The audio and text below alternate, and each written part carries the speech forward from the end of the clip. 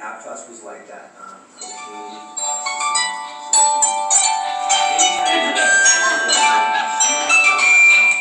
That was my daughter. It's okay. We're in an active social world these days. I myself love my phone. I waited for years in prison. I have my phone and I love social media, though it's dangerous for me because I overshare.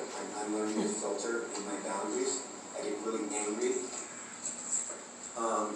And it's very easy for me to lash out from my life experiences now with people on social media. New age gangster, lash out verbally with $5 words and then block them. Which is lame. But I find myself participating. That's a new form of social media violence for me. Right. And it can be very hurtful. So my life is very much like an unbalanced conundrum. It's the yin and yang. I came from this family. I was groomed to success. My uncle was the basketball coach growing up at Stanford, and then the Warriors. They were last place when he was the coach. His name was Mike Montgomery.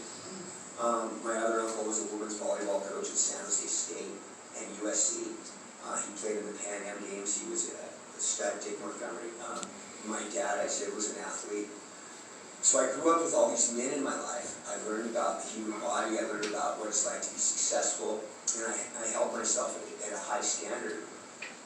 Yet the beast of addiction for me, as soon as I got turned on to cocaine, there was nothing that could be done to stop me from eating what I wanted. And because of the way I was raised, I'd never held a $100 bill in my hand myself. By the time I was asked to leave my home at 17. And I still deal with this resentment today.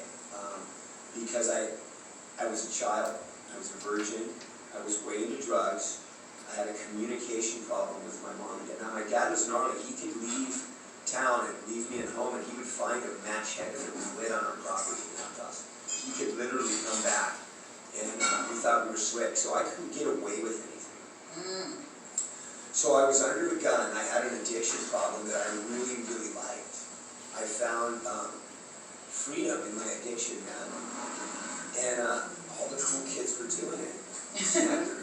It seemed like a rite of passage for us. Right. How much you could do, how much you could drink, who had drugs. And it was like I said at the beginning, back then it was people stealing drugs from their parents' safes and stuff.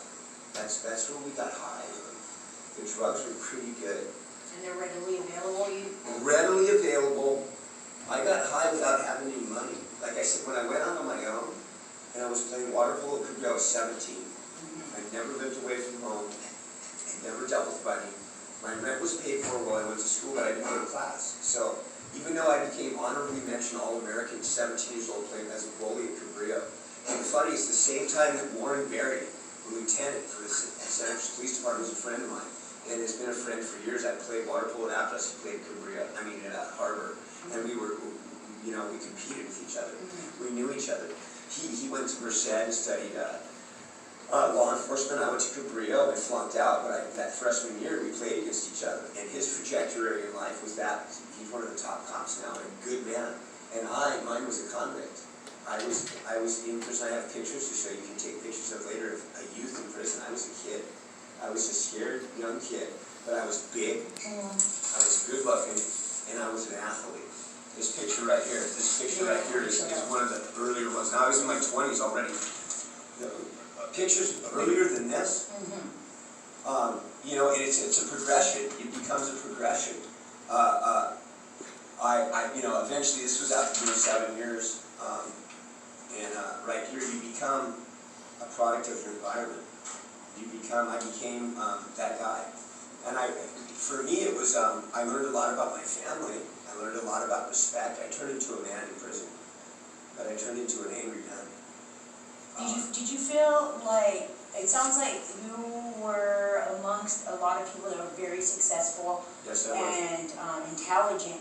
Do you feel like you have to live up to their standards, or? I've talked about this in the past. I always knew that I had the ability to do whatever I wanted for support. But I think I was just a late bloomer. Okay. I think that it wasn't a fear. I almost naturally felt like when I had to take the SATs, I was... Okay, it's really long, so we're going to go on with it, but he pretty much, sums it up right there. It was just readily available. I have read somewhere that a lot of times it's people that just don't wanna follow rules of society. So it doesn't matter really where you come from and things of that nature. And, as far as helping youth with drugs and alcohol, they really need allies. They need somebody there. And I also was reading about if kids are educated early, 50% of youth will not do drugs if the parents educate them on the subjects. But if they leave it in the background, a lot of times, you know, kids will get rebellious or curious, and